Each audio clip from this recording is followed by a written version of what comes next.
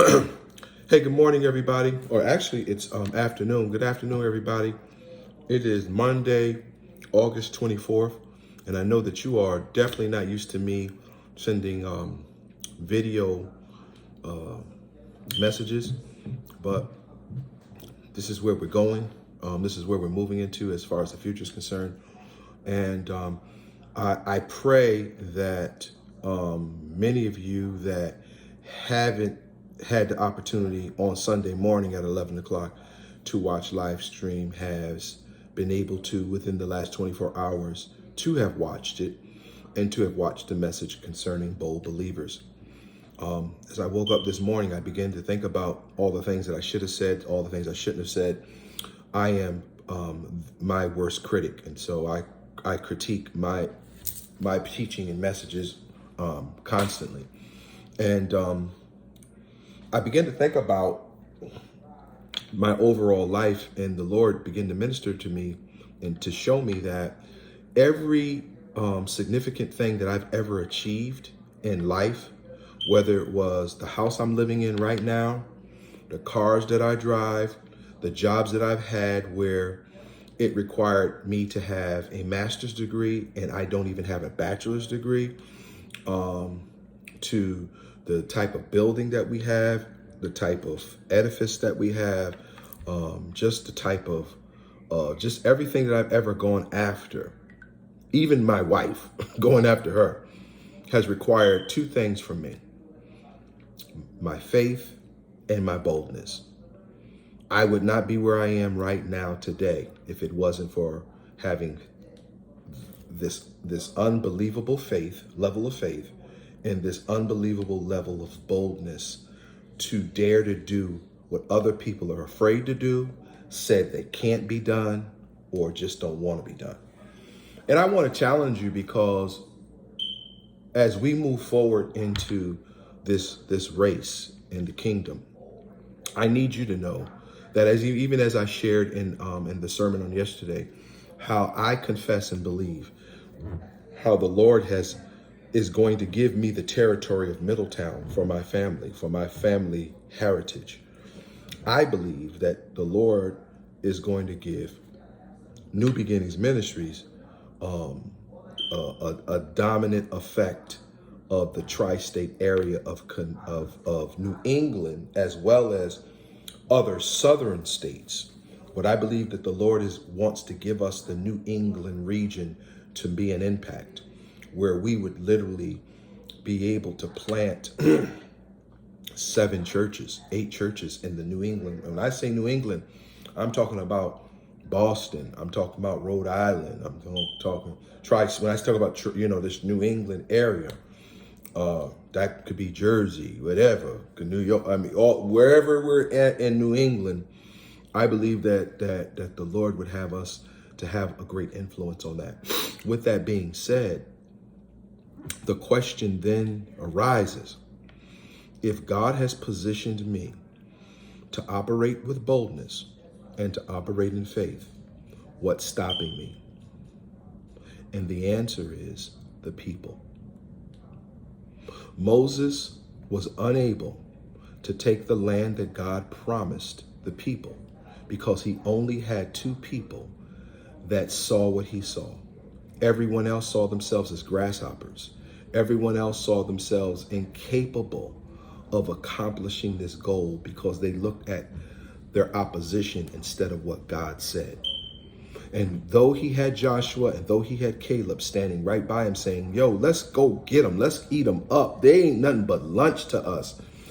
Because of the lack of faith of the multitude of people, they wandered for 40 years to remove that current fearful generation to produce a bold generation where Joshua was able to take a wall down by marching around it 7 times and shouting.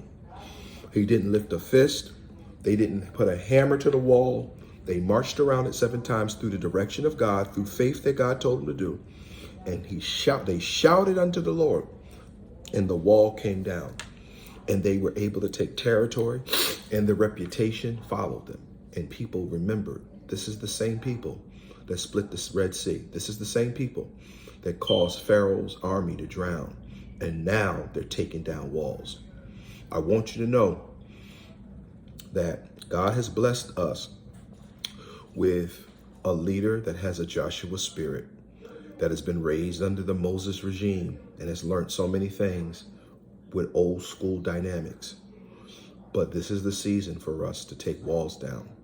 And I need you to begin to really see yourself operating in faith and operating in boldness.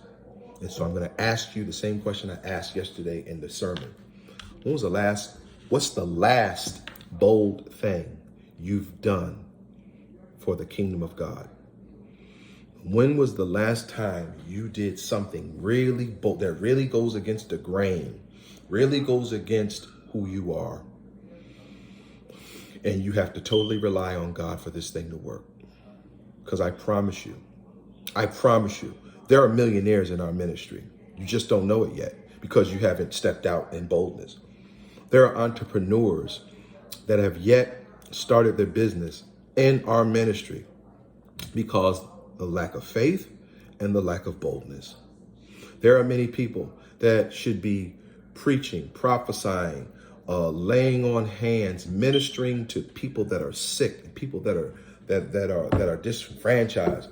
But the only reason why they're not is because they got fear and intimidation. And I want to challenge you, New Beginnings Ministries, to begin to pray in this Daniel's fast.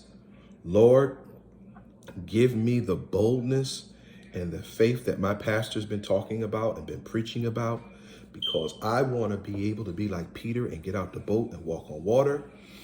I want to be able to tap into the things and the resources in which you have on this earth that has been established for me, but it's going to require my faith and my boldness to go after it, to get it.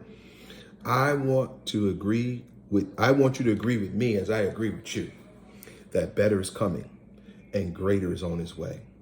Don't let your fear and your intimidation cause you to sit on the sidelines for 40 years until your kids grow up and replace you, and they be the ones that God allows us to go in and take the territory.